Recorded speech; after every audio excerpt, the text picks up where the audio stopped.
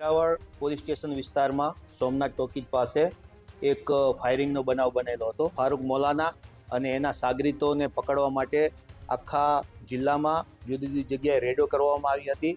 તમામ ચારે ચાર આરોપીને પકડવામાં સફળતા મળી છે. આમ 24 કલાક કરતાં પણ ઓછા સમયગાળામાં સમગ્ર બનાવ ઉકેલી કાઢવામાં ગીર સોમનાથ પોલીસને સફળતા મળી છે. ફારૂક મોલાના સહિતના 3 આરોપીઓને પોલીસે ઝડપી પાડ્યા છે. ટ્રાન્સપોર્ટ ધંધાની અદાવતમાં હત્યા થયા હોવાની પણ પ્રાથમિક માહિતી છે તે સામે આવી રહી છે. પોલીસ દ્વારા ઘટનામાં વપરાયેલ દેશી પિસ્તોલ છે તે પણ કબજે કરાય. આખો વિડીયો જોતા પહેલા હજુ પણ અમારી ચેનલને સબસ્ક્રાઇબ નથી કરી તો યુટ્યુબ પર સબસ્ક્રાઇબ કરો અને ફેસબુક અને ઇન્સ્ટાગ્રામ પર ફોલો કરો.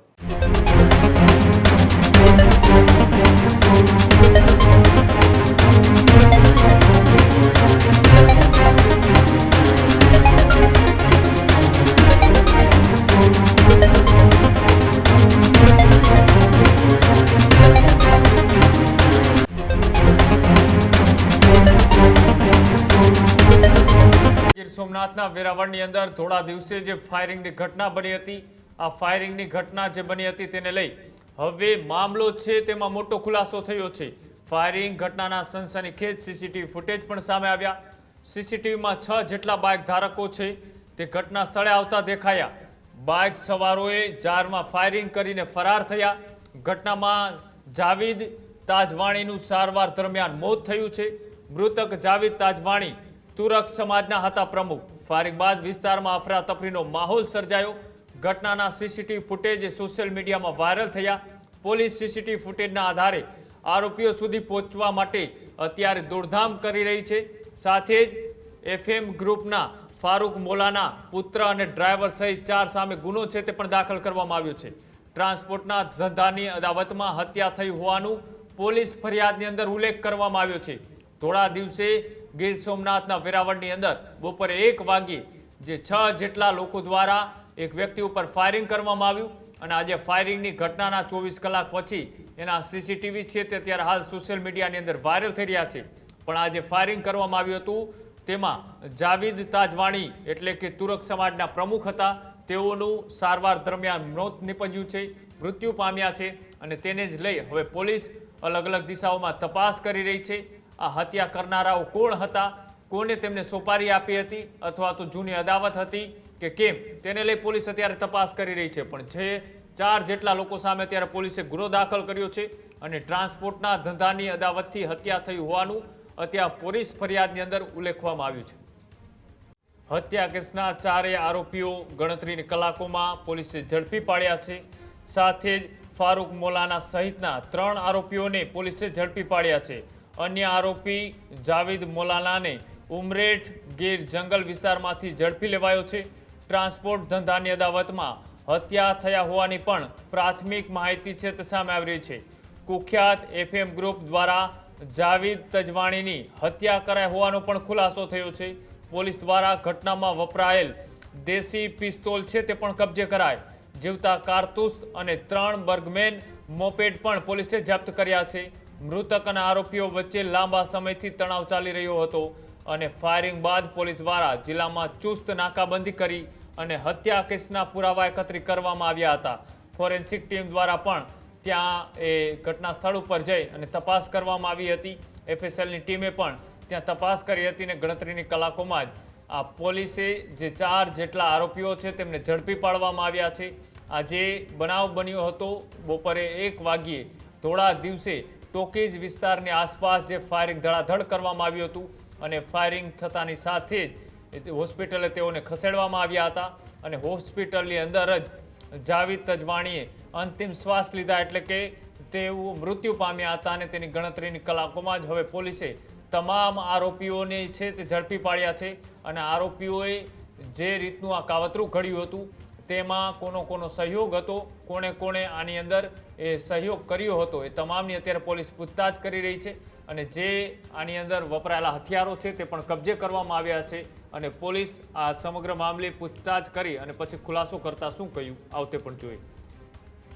આપણે સૌ જાણીએ છીએ ગઈકાલે વેરાવળ પોલીસ સ્ટેશન વિસ્તારમાં સોમનાથ ટોકીજ પાસે એક ફાયરિંગનો બનાવ બનેલો હતો.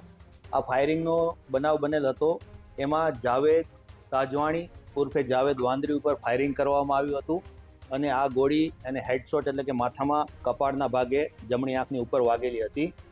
અને આ બનાવને પરિણામે પહેલાં વેરાવળ પોલીસ સ્ટેશનમાં હત્યાના પ્રયાસનો ગુનો નોંધાયેલો હતો અને ત્યારબાદ આ જાવેદ તાજવાણી ઉર્ફે જાવેદ વાંદરીને પહેલાં સરકારી હોસ્પિટલ, પછી મલ્ટી સ્પેશિયાલિટી વિમ્સ હોસ્પિટલ અને ત્યારબાદ વધારે સારવાર માટે જુનાગઢ ખાતે ખસેડવામાં આવ્યા હતા. અને આ સારવાર દરમિયાન માથામાં ગોળી વાગવાની ઈજાના કારણે તેમનું મૃત્યુ થયેલ છે.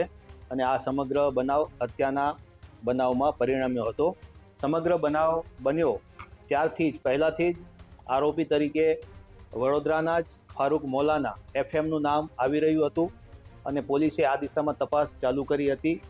અને પોલીસને જે શંકાસ્પદ નામ મળ્યા હતા એ શંકાસ્પદ નામ વેરીફાઈ થયા હતા. ત્યારબાદ પોલીસે સોમનાથ જિલ્લા પોલીસ દ્વારા લગભગ 6 જેટલી જુદી જુદી LCB અને SOJની ટીમ બનાવી ફારૂક મોલાના અને એના સાગરીતોને પકડવા માટે આખા જિલ્લામાં જુદી જુદી જગ્યાએ રેડો કરવામાં આવી હતી. અને લગભગ વહેલી સવારે 3 થી 4 વાગ્યાના અરસામાં અમારી LCBની ટીમોને આ આરોપીને તમામ 4 આરોપીને પકડવામાં સફળતા મળી છે.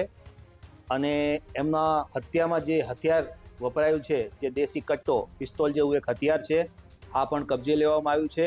આમ ગઈકાલે લગભગ 1 વાગ્યાના અરસામાં એટલે કે તારીખ 20 તારીખના બપોરે 1 વાગ્યા બનાવ બન્યો હતો અને 21 તારીખે સવારે લગભગ 3 થી 4 વાગ્યાના ગાળામાં અમે તમામ આરોપીઓને પકડી પાડ્યા છે.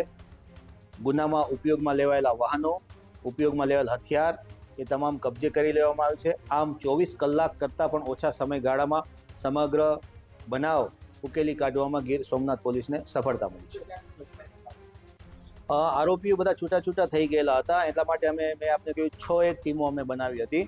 એમાંથી 3 આરોપીઓ અમને કેશોદ બાયપાસ પાસેથી એ આગળ રાજકોટ સાઈડ ને અમદાવાદ બાજુ ભાગી જવાની ફિરાકમાં હતા. તો ત્યાં અમને બાતમી મળી હતી એટલે ટીમ સતત ત્યાં જ એમનો પીછો કરી રહી હતી. એટલે 3 આરોપીઓ પૈકીના ફારૂક મોલાના,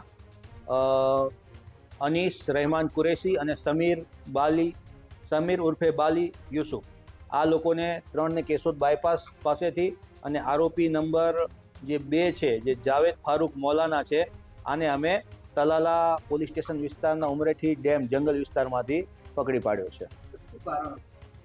આ બનાવનું મુખ્ય કારણ આમ તો જે જાવેદ તાજવાણી ઉર્ફે જાવેદ વાંદરી છે એ પહેલાં આ મોલાના છે, FM કહેવાય છે, FM તરીકે કુખ્યા છે વિસ્તારમાં, એની સાથે જ કામગીરીમાં હતો. પછી ઘણા સમયથી બંને વચ્ચે નાના મોટા મનદુખ ચાલી રહ્યા હતા. એમાં જે ચૂંટણી ગઈ એમાં પણ કોને સપોર્ટ કરવો એ બાબતે પણ થોડું મનદુખ હતું. આ ઉપરાંત જે તાત્કાલિક કારણ હતું એ ટ્રાન્સપોર્ટેશનનું કારણ હતું. ફારૂક મોલાનાનું ફિશ સપ્લાયનો આસામ ગુવાહાટી સાઇડ ફિશ સપ્લાયના ટ્રકના કોન્ટ્રાક્ટ ચાલે છે. તો આ કોન્ટ્રાક્ટ આના લગભગ 10-15 વર્ષથી આ કોન્ટ્રાક્ટનું કામ કરે છે. પરંતુ એને એવી માહિતી મળી કે જે આ જાવેદ તાજવાણી રૂપે જાવેદ વાંદરી છે એ લોકો પણ આ ટ્રાન્સપોર્ટેશનમાં ફિશ સપ્લાયના ટ્રાન્સપોર્ટેશન ઉદ્યોગમાં ઝંપલાવી રહ્યા છે. તેથી એને પોતાનો કોમ્પિટિટર ઊભો થયેલો દેખાઈ રહ્યો હતો.